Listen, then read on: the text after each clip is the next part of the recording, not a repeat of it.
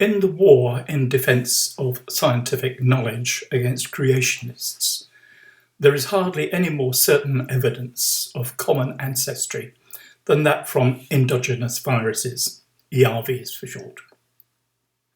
I will give a brief summary now, but much more detail is available via the links in the video description below. Retroviruses, HIV is an example, replicate by integrating a copy of their genomes with the DNA of the cells of the host organisms that they infect. The host cells then read the integrated viral DNA and make more viruses. ERVs are the remains of viruses that have entered the host genomes of species by integrating with their germline DNA, the DNA in sperm or egg cells, and they have thereby become heritable. They can be passed down to offspring, just like the traits for brown eyes or red hair.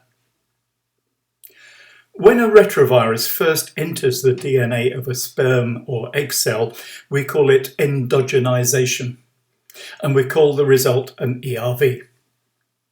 The non-fatal ones are usually broken. That's how they can be passed down to viable offspring. Now, the essential fact to note, but creationists ignore like the plague, is that when a retrovirus integrates with host DNA, it cannot target any particular spot or locus in the DNA. But the vast majority of ERVs present in the DNA, for example in humans and chimps, are in precisely corresponding loci.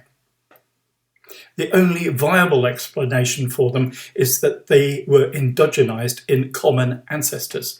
Common inheritance accounts for their common locations. Separate endogenizations cannot account for them. One desperate notion that creationists will appeal to is the idea that at least some of ERVs were not caused by retroviruses, but were designed into genomes to provide benefits.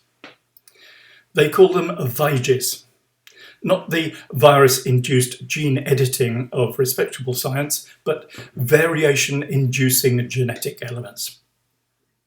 The idea is that maybe some of these were designed into our genomes from the beginning to be reintegrated in different parts of our genomes, rather like an unfolding puzzle.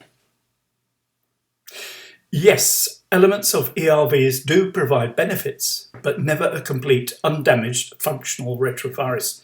They would be fatal. And the bits and bobs that do something useful do not have to be in the same locations in chimps and humans.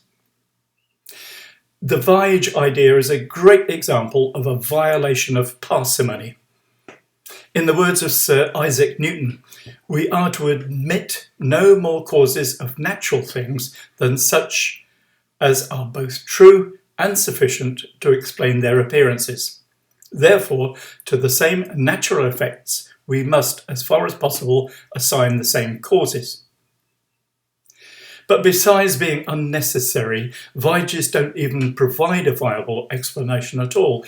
The real stakes in the heart of this idea are: 1, the reintegration would be performed by the retroviral enzyme integrase, which, as has been proven, cannot target specific DNA loci.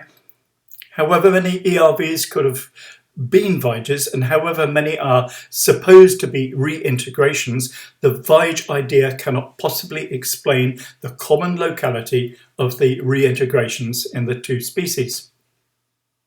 And 2, we have proof that ERVs are not designed in parts of genomes. The koala retrovirus, KORV, makes that clear.